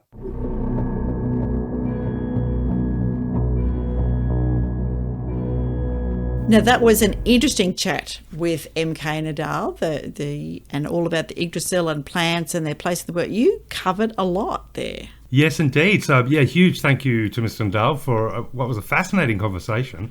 And thanks so much for being part of the Australian Book Lovers podcast. And, yeah, so much, I mean, with a premise like the one that he has with Return of the Yggdrasil, of course, it's going to open up so many avenues of thought and discussion. Yes, and the celebrity reality with show. Us, with aliens and celebrity reality show. You can throw that one in there as well. Yeah. Yeah, amazing. All right. One of my favourite parts of our show is talking about quotes. So have you got your quotes ready, Darren? I absolutely have some quotes ready. And today I've actually got two. Well, of course, we've got two quotes. Yep. But I've chosen two quotes from the same source, from the same gentleman today, just for something different. Yeah. And what about you? How did you pick your quotes for today? Well, it was interesting. I gather quotes, as you know, and both of these ones happen to be ones that I already had, but one was by a guy called, well, one's anonymous, so you know that's easy, but the other one was by a guy called Brian Aldiss, who is, in fact, if you're not sure, he writes science fiction novels, and people may remember his Heliconia series. So there was Heliconia spring and summer and winter, I think it was. Oh, did he have summer? Anyway, spring, summer and winter. And I won't go into those, but his quote is, let me just get it ready. Life survives despite an amazingly narrow range of chemical and physical parameters. Parameters subject to fluctuation. There you go. And I think that is, it builds on what you were mentioning about, the fact that Earth and people and everything is so complex, and it is amazing that it does. And this is what Brian is saying, that an amazingly narrow range of chemical and physical parameters, and they can fluctuate, and life doesn't survive, but it does. And without getting into any deep and meaningful chat about the origins of the universe and if there's a God, who made God, and all those things, wonderful pathways you can find yourself lost on, still didn't change the fact that let's just the planet we're on, that we know about, that we can reach out, touch, smell, taste, feel, is put together at microscopic and subatomic levels with such precision that we're still being marveled every day, and yet there's this word called chance that appears that I don't think should appear. It happened by chance, or this came by chance. There's no, if you ask me to break down the molecular structure and the science behind just one speaker on my desk here, it would be endless pages. It would involve electromagnetism, physics, quantum mechanics, everything you can imagine, just to explain how the plastic holds together and how sound is produced. Yes, that's not, these things don't happen by chance. No. Yes, I think but that's right. Everything is so perfectly balanced in the sense of, if it's a little bit too hot, we're in trouble. If it's a little bit too cold, we're in trouble. And I think the Big Bang Theory, or those crazy guys that try and work out everything that happened 1 millisecond after the theory of the Big Bang, they've crunched that many numbers, and apparently the odds of it coming out as we did were astronomical. Sorry about the pun. Yes. But because it's the only way it could have been for life. Anything else would have meant no life. Nothing. And so here we are. So and then one of the theories is, well, maybe there's been a trillion, billion, zillion Big Bangs, and all of them failed, but we're the ones that made it. Yeah. But I mean, that's a fair point. But but I think just the magic and of what holds our reality together, it can't just be by chance. No. And because it's a set of rules, it can be broken easy too. Yeah, but we have that. We have those parameters, and we can work within those. Tell me one of your quotes. Yeah, just like that. Marine tank. If you just put the temperature up or down, you've got no more fishies to look at. Okay, so my quote is the first of two from Mr. Carl Sagan. So, and the first one comes from his book for Cosmos, and it is: "It is pointless to worry about the possible malevolent intentions of an advanced civilization with whom we might make contact. It is more likely that the mere fact that they have survived so long means they have learned to live with themselves and others. Perhaps our fears about extraterrestrial contact are merely a projection of our own backwardness, an expression of our guilty conscience about our past history, the ravages that have been visited on civilizations only slightly more backward than we." And that was Mr. Carl Sagan from Cosmos. Wow, interesting. And I like the thought that... go ahead. Go on. I was just going to say, I like the thought that any race that's like way ahead of us, that it's better to. I like the idea of them being reached a point where, if they've learned to live with everybody, there is no reason for war or anything. I'd like to think that. So that's a nice quote. It's optimistic, isn't it? And yet it's kind of a reflection of what who was it that you quoted about all politicians should spend 10 minutes in space looking at the world without any borders. And, our petty grievances are just not that important. And that still brings me back to that quote, which you so generously told me which book it was from. And, of course, I can't say it off the top of my head, the word for word, but about, if for only one night the stars, did shine. Yes, from Nightfall, Isaac Asimov's Nightfall. Yeah. Yeah. And just, I think that's that reminder. Sometimes I think we just don't look at the stars enough. Yeah. And to be reminded, to be humbled, to be, to just stand in awe and to be overwhelmed with just absolute magic. Yes. And realise that there's a whole lot more to our existence than reality TV. Yeah. Yes. To go you can make a good character in a story. That's it. All right. So mine is completely the other way. Now, this second quote. This is an anonymous one, so if anybody knows who wrote it, by all means let me know. "Life is not about whether you survive the storm. It's about how well you dance in the rain." Oh, I like that one. You like that one?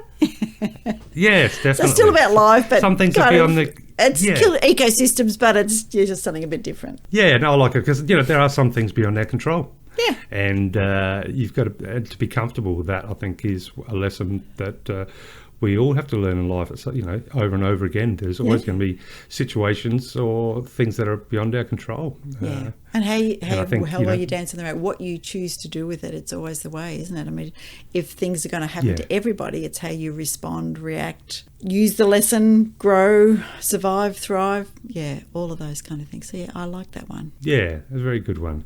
And now I've just got visuals in my mind of me dancing in the rain with fairies in that weird garden that you made me think of at the start with Tinkerbell fairies. Very good, very good. All right, what's your second quote? Okay, so my second one, again, is from Mr. Carl Sagan, as I mentioned. Yep. And this one is, to finish on a bit of a lighthearted note, occasionally I get a letter from someone who is in, quote, contact, end quote, with extraterrestrials. I am invited to ask them anything, and so over the years I've prepared a little list of questions. The extraterrestrials are very advanced, remember, so I ask things like, please provide a short proof of Fermat's last theorem, or the Goldbach conjecture. And then I have to explain what these are, because extraterrestrials will not call it Fermat's last theorem. So I write out the simple equation with the exponents. I never get an answer. On the other hand, if I ask something like, should we be good, I almost always get an answer. And I thought that was pretty funny. Very nice, yes. Somewhat tongue-in-cheek and good on him. Yeah. And I mean, I'm sure he was always wanting to meet an alien, but at the same time, he did put a good spotlight on, using science and truth to just try and discover things, as opposed to go crazy and run off on the tangent of believing every kooky story. But that's a whole nother... It is a whole nother thing. And I did love the people Carl making Sagan's... money off pretending to be aliens. Yes. He wrote a book called Contact as well, which I did read, and they then made that into a movie with Jodie Foster, and that was well done. Also, and enough science in it that makes you think. I thought it was a fantastic movie. Yeah, that would work. And that's what I was mentioning before about the world has to be right. So it has to be, it can be a stretch of the imagination, but there has to be enough science in it that you go, oh yeah, okay, I can see that happening. Yeah, or so far ahead that it's, as what's the saying about, any advanced technology can seem like magic. So there is that as well. Yes. Yeah. Yes, absolutely. Nice. And look, we're still on the cusp of quantum computing technology. Mm-hmm. So who knows what sort of world we're going to be living once that becomes a feasible method of computation, of computing, because they do exist at the moment, but from what I understand, they're super expensive, very, very temperamental, similar to what you mentioned about having a very narrow band of the ability to live. Yeah. So, but in 100 years or whatever it might take, when quantum computing becomes an everyday element to our life, I don't think our life's going to be the same. No. It could be a massive pivot. Yeah.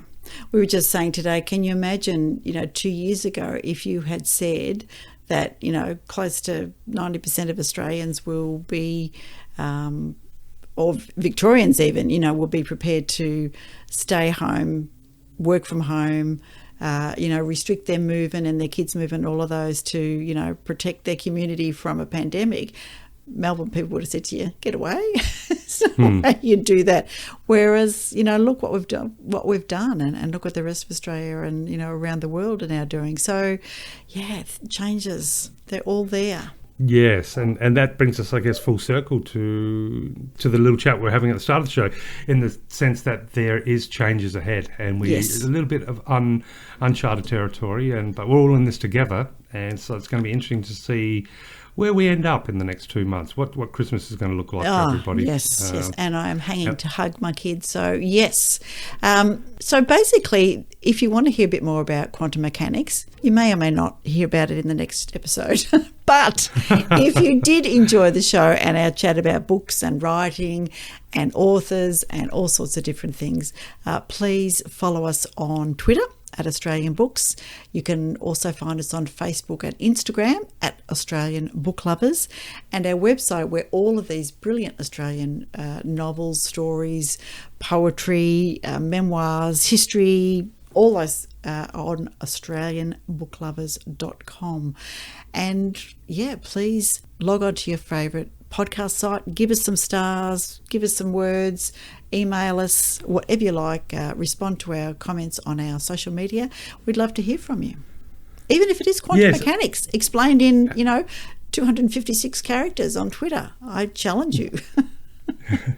And I've got thick skin, so for all my tongue-twisting word tripping today, you can write in and just go to town, tear me to shreds. It's been a bit of a tongue-twisting episode for me today. Makes it all but the it's more been real, amazing Darren. fun. We know that you're not AI. We know that you're not an artificial intelligence, so that's okay. Or am I just quietly uploading the latest software version? So I'm currently only got 20% CPU mental power. Well, next episode, with my new software upgrade, I'll be back, better than ever. No, very good. I think it's now for our tagline, Veronica. I'm trying to think. Have we been? I know this sounds like an odd question to ask. Have we been 1950s aliens before? Oh, 1950s aliens. Why does it have to be 1950s aliens? I don't know, because we were talking about spaceships, and between the fairies and me dancing in the rain with Tinkerbell fairies, which is now one little movie that's playing in my head, I was thinking about all the spaceship covers, and then that took me back to the cool 50s, 60s sci-fi, trade paperbacks there. And I thought, a modern day alien is probably, it's usually pretty gruesome nowadays. Yeah. So I'm thinking back to the ones that sort of wobble because for whatever reason their legs don't bend. Because their legs don't bend, their voices well. That is hilarious. I don't remember reading that book, Darren. You must lend that one to me.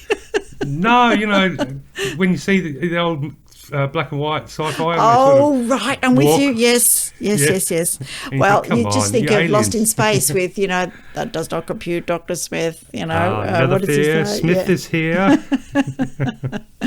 I'm sure that you will find a filter that you could put our tagline through. Absolutely. That would make it wobble like an alien with non-bendable legs. Non-bendable legs, yes, which is how you identify them. So when you're out there in the real world, if you see someone wobbling a little bit strangely, well, don't assume they're aliens, and it's probably not the nice to go up and ask if they are, because if they are an alien, they're not going to admit it. Well, so no. actually, that's a good way to catch They're them. Go up undercover, and ask them if they're alien, yes. and if they say no, that means yes. Oh, dear And then me. you've caught one. No. We can do it. So I think maybe at the risk of digging myself a bigger hole Yep. than my tongue twisting's already got, it's time for our tagline. Indeed, because So- the tagline is to remember to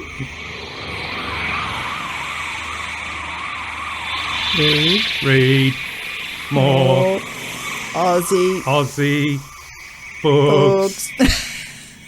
I think that's an alien. I think yours is I have more no alien than idea, mine. but- You did well. Thank you so much, everybody, for joining us for this latest edition of the Australian Book Lovers podcast. I hope you've had a bit of a smile left for your day or your evening or wherever you are. And I really do hope you can join us again for the next one, which will be out real soon. Take care, everybody. Bye for now. Let's meet again. Where magic happens.